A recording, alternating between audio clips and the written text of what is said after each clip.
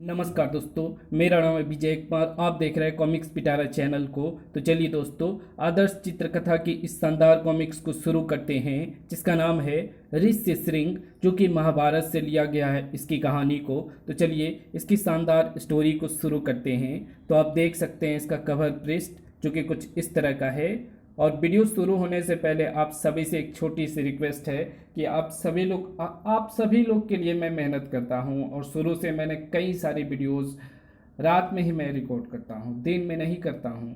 और थोड़े से नींद में भी कभी कभी रहता हूं। तो आप समझ सकते हैं, जैसे कि कोई आदमी जगता है और 5 या 6 बजे के पहले पहले रिकॉर्ड करनी होती है, 3 बजे मैं जगता हूं।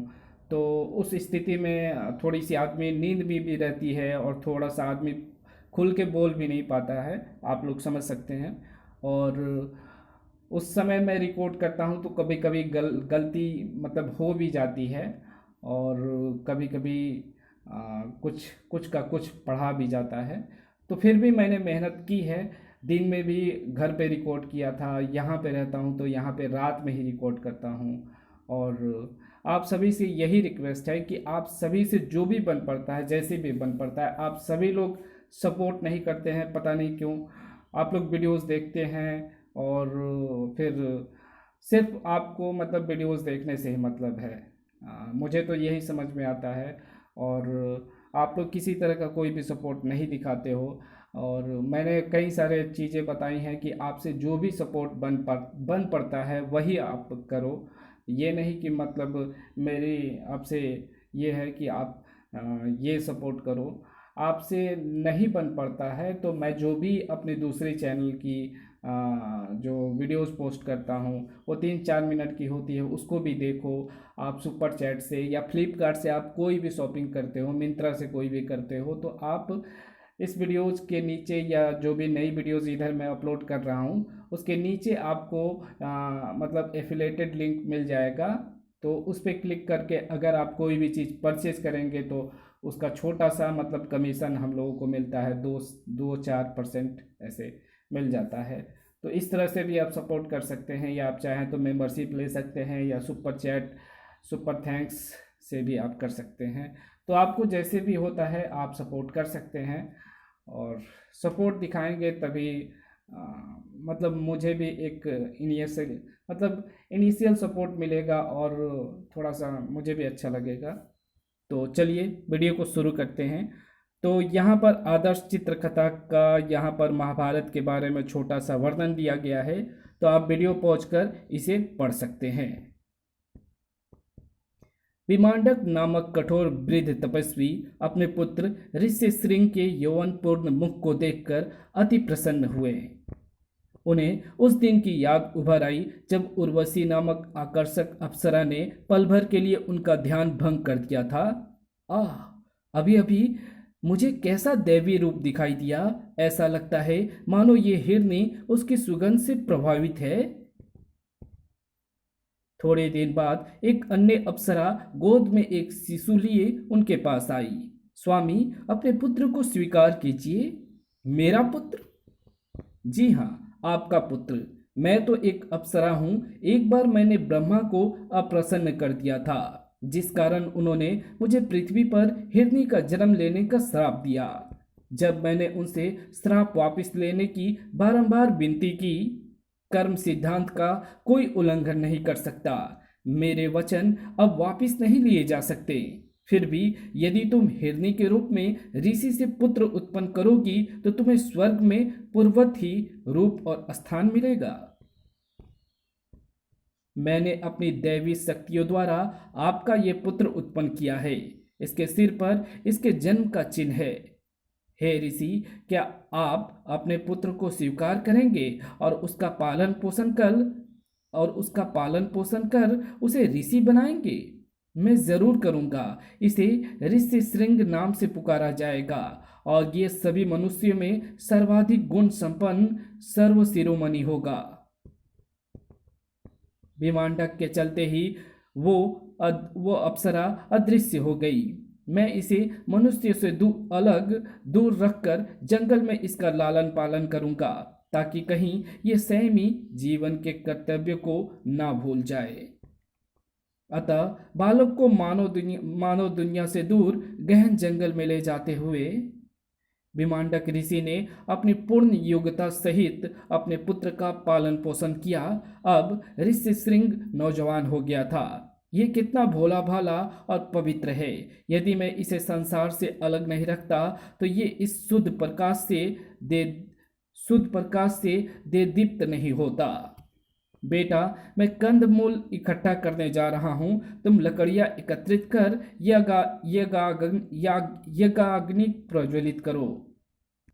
यज्ञाग्नि प्रज्वलित कर देना। उसी समय अंग देश का राजा लोकपाद इंद्रदेव को प्रसन्न करने के लिए यज्ञ का अनुष्ठान कर रहा था। अचानक, हे राजन, यज्ञाग्नि प्रज्वलित नहीं हो रही। क्या आपने यज्ञ अनुष्ठान के किसी नियम का उल्लंघन किया है?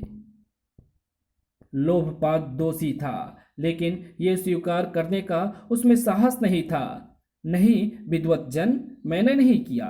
आप झूठ बोल रहे हैं। आपने जो पहले पाप किया उसमें झूठ बोलने का एक अन्य पाप और शामिल हो गया। रुकिए, कृपया मुझे भला बुरा ना कहिए। मैं अपने पापों का प्रायश्चित करूंगा। अब हमारा आपसे कोई वास्ता नहीं। स्वर्ग में इंद्र भी अप्रसन्न हो गए। राजा लोकपाद की दृष्टि नीच धर्म के प्रति शुद्ध नहीं है। मैं अपनी जीवनदायिनी वर्षा को अंगराज्य में बरसने से रोक लूंगा। वर्षा के बिना फसलें नष्ट भ्रष्ट हो गई। राज्य में अकाल पड़ गया। लोकपाद ने अपने मंत्रियों को बुलावा भेजा। मैं अयोध्या जाकर अपने मित्र दशरथ से मिलूंगा। शायद उनके पंडित सहायता करने या मुझे सलाह देने में समर्थ हो। इसी बीच तुम यहाँ पंडितों से कह दो कि मैं अपने पापों का प्रायश्चित करने गया हूँ। मैं उन्हें सुधारने का प्रयत्न कर रहा हूँ।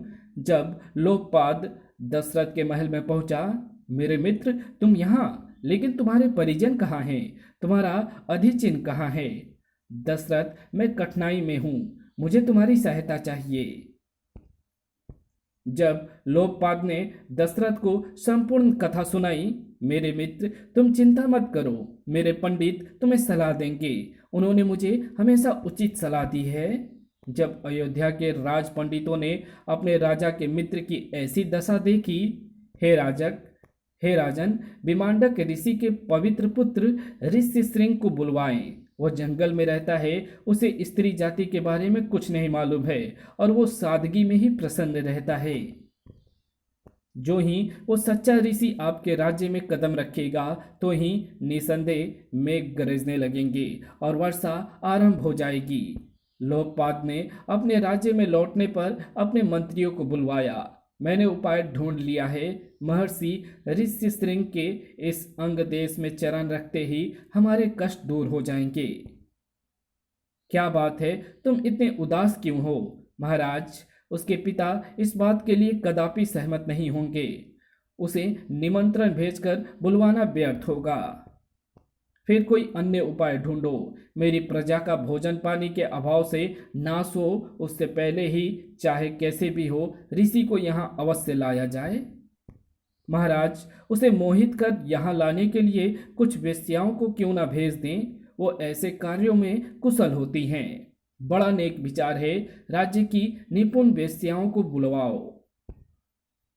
जब वेश्याओं को राजा के समक्ष लाया गया, विमांडक ऋषि के पुत्र ऋषि श्रृंग को यहाँ राज्य में लाना है। उसका विश्वास जीत लो और उसे मोहित कर यहाँ ले आओ। वेश्याएं स्तंभित हो गई। विमांडक के पुत्र को मोहित करूं? नहीं, मुझ में ये साहस नहीं है। परंतु अगर हम सफल हो गए तो राज्य की अकाल से रक्षा करने का श्रेय हमें ही मिलेगा। ऐसा उत्तम कार्य हेतु मैं ऋषि के क्रोध का सामना करने को तैयार हूँ। लेकिन क्या हम में राजा की आज्ञा का उल्लंघन करने का साहस है? तो हमेशा की तरह भाग्य के भरोसे ही मैं भी तुम्हारे साथ चलूंगी। मैं भी चलूंगी और मैं भी। प्रधान वेश्या आगे बढ़ी। हे राजन, मैं उस महान ऋषि को यहाँ लाने की कोशिश करूंगी। राजा अपने मंत्रियों की ओर मुड़ा। इस कार्य हेतु इसे जो चाहिए वो दो और इसके स्वयं के लिए इसे स्वर्ण और हीरो का खास उपहार दो। महाराज, जो आज्ञा। अपने साथ वेश्याओं तथा कुछ कारीगरों का एक झुंड लिए वो प्रधान वेश्या जंगल के लिए चल पड़ी। जंगल में तुम अपनी पूर्ण योग्यता अनुसार यहाँ एक अति सुंदर तैरने वाला आश्रम बनाओ। माया जनित निर्माण कला में पूर्ण दक्ष कारीगरों ने तुरंत ही ये कार्य पूर्ण कर दिया। हुजूर, आश्रम तैयार हो गया, क्या आप देखना चाहेंगी? उनकी कारीगरी को देखकर प्रधान वेश्या बहुत खुश हुई। बहुत बढ़िया, बिल्कुल मेरी कल्पना अनुसार ही बना है। अब इसे ऋषि के आश्रम के पास तट पर बांध दो। जब तुम उस ऋषि पुत्र को अकेला देखो तो मुझे आकर बताना। उसका नियोग पूर्ण हो गया और वो तुरंत ही लौट आया।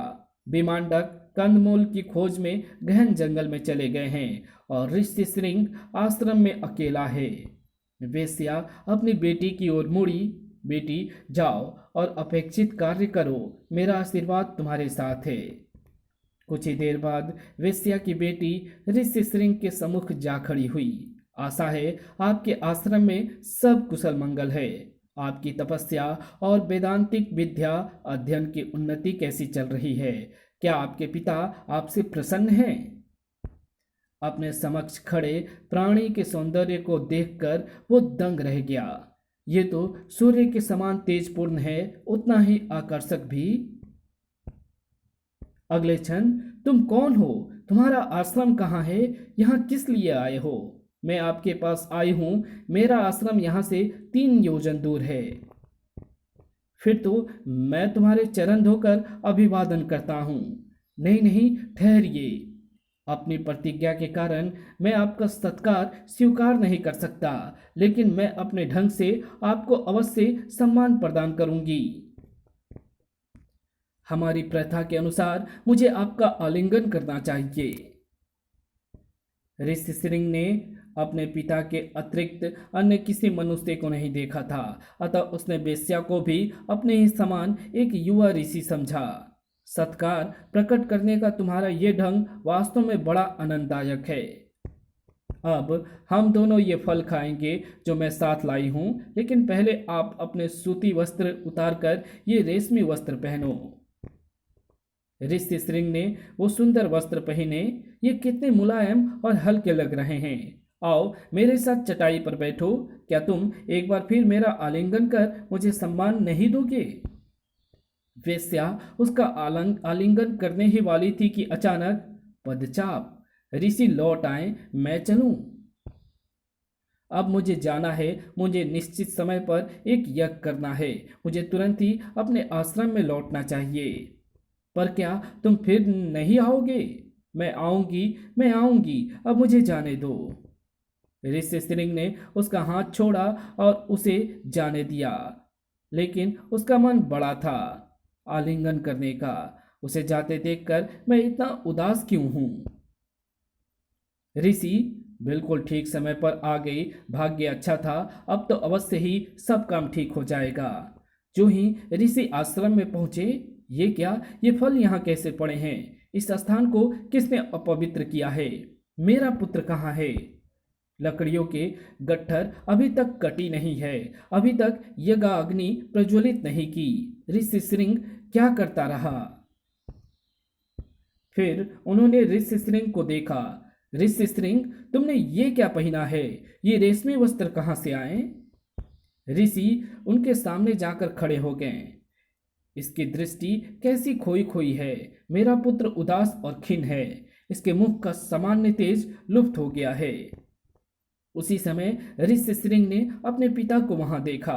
बेटा, तुम्हें क्या हुआ है? क्या यहाँ कोई आया था? तभी भोले भाले ऋषि श्रृंग को अपने मन की बात कहने का मौका मिल गया।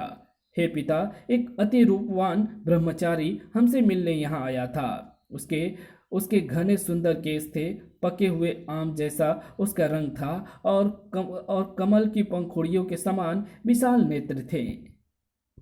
उसके रूप की सुंदरता तथा वाणी की मधुरता का मैं वर्णन नहीं कर सकता। एक स्त्री यहाँ आश्रम में? क्या वो कोई राक्षसी थी या अप्सरा? और पिताजी, उसने मुझे जो फल दिए वो बहुत कोमल तथा मीठे थे और उनमें एक अनोखी गंध थी। और और जब उसने मेरा आलिंगन किया तो मुझे ऐसा आभास हुआ मानो मुझे स्वर्ग में ले जाया जा रहा हो। मैं उसे ढूंढकर यहाँ ले आऊं। ऋषि असमंजस में पड़ गए। निसंदेह वो कोई स्त्री थी। मैं अपने पुत्र को क्या बताऊं? इसकी पवित्रता को नष्ट किए बिना ही इसकी रक्षा कैसे करूं? आखिर विमांडक धीरे धीरे अपने पुत्र की ओर मुड़े। बेटा, वो कोई ब्रह्मचारी नहीं था, अवश्य ही कोई राक्षस भेष बदलकर हमारी तपस्या और यज्ञ में विघ्न डालने आया था। मैं अभी उसे ढूंढता हूं और दंड दूंगा। विमांडक ने घोर जंगल में जाकर पूरे 3 दिन तक उसकी खोज की, लेकिन दुष्ट का कहीं निशान तक नहीं है। असफल हो ऋषि आश्रम में लौट आए। पिताजी, क्या आपको वो मिला? नहीं, मुझे नहीं मिला, लेकिन अगर वो फिर यहाँ आए तो उसे भगा देना। लेकिन ऋषि के वचनों को उसके कानों पर कोई प्रभाव नहीं था। किंचित किंचित दिन बाद जब विमांडक आश्रम से दूर गए हुए थे, वो आ गया। ब्रह्मचारी आ गया। वो उसकी ओर दौड़ा। ब्रह्मचारी, स्वागत है। इतने दिनों से कहाँ थे? मैं तुम्हारी प्रतीक्षा कर रहा था। ओह, यज्ञ में अधिक समय लग गया। क्या तुम अपनी प्रथा अनुसार मेरा आलिंगन कर अभिवादन नहीं करोगे? वास्तव में ये तो दिव्य ढंग है।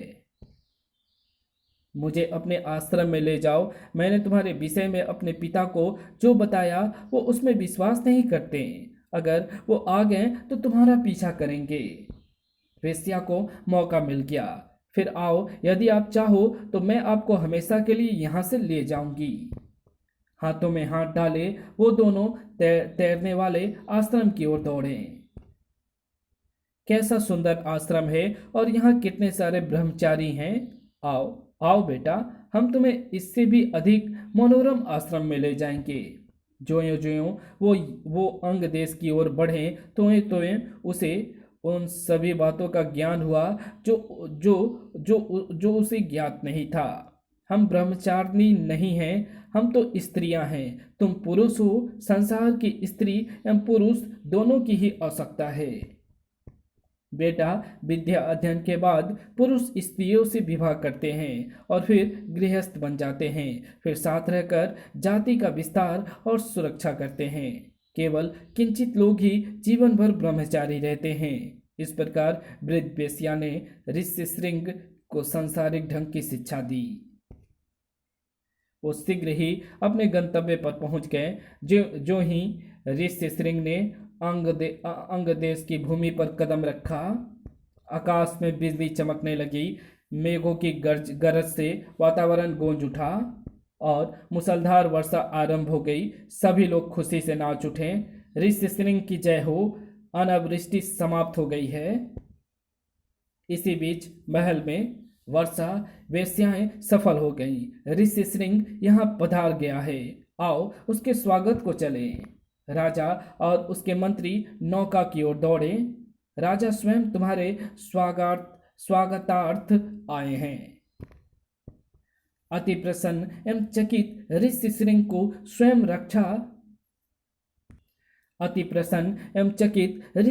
को स्वयं राजा लोकपाद ने पुष्पमाला पहनाई और चंदन का तिलक लगाया।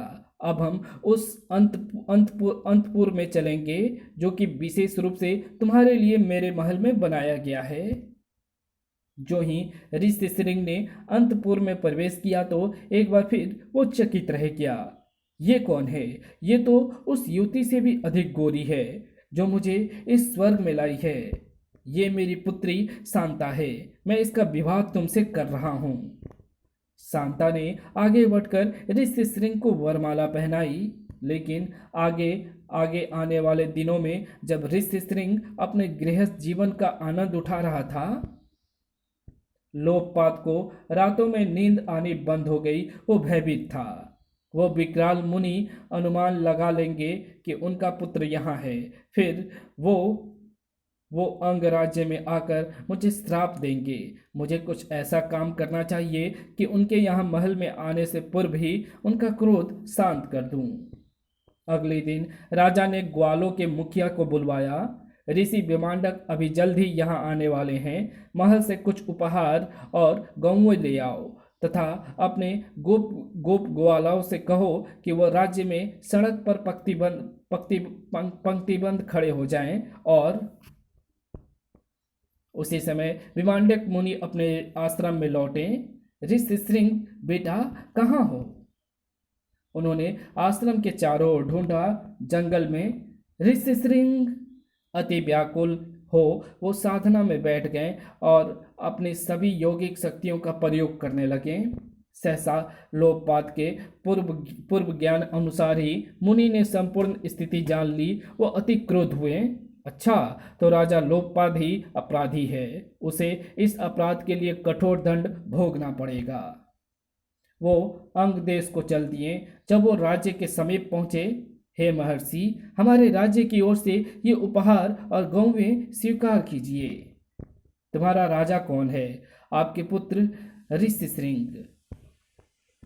ज्यों ज्यों वो महल के निकट पहुंचे, हे मुनि, हम आपके पुत्र के दास हैं। उन्होंने हमें आदेश दिया है कि हम इन गौओं तथा उपहारों से आपका स्वागत करें।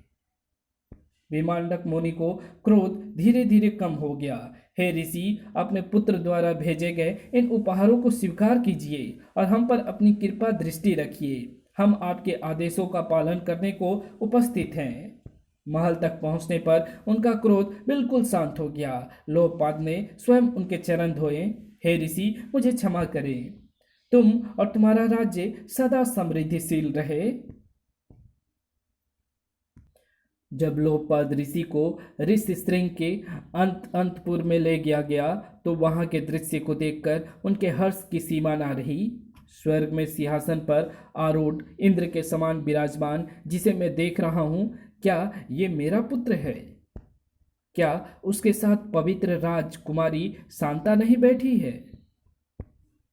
अपने पिता को देखते ही ऋषिशृंग आगे बढ़कर उनकी अगवानी करने आया।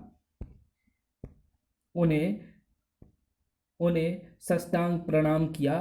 पिताजी, मुझे क्षमा करें। मेरे बच्चों, उठो। ऋषिशृंग, तुम राजा को सदा प्रसन्न रखो। एक पुत्र उत्पन्न करके जंगल में लौट आओ। तत्पश्चात विमांडक मुनि ने वहां उपस्थित सभी लोगों को आशीर्वाद दिया। जंगल को प्रस्थान।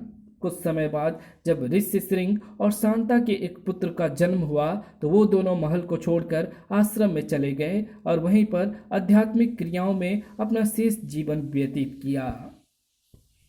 तो इसी के साथ ऋषिशृंग की ये कहानी यही समाप्त होती है, जो कि महाभारत से रिलेटेड है और महाभारत से ही इस कहानी को लिया गया है। तो वीडियो आपको कैसी लगी कमेंट पे लिख करके ज़रूर बताना, और वीडियो अच्छी लगी हो तो इस वीडियो को लाइक, शेयर और चैनल को सब्सक्राइब करना बिल्कुल ना भूलें। मिलते हैं आपसे किसी और नई वीडियो में।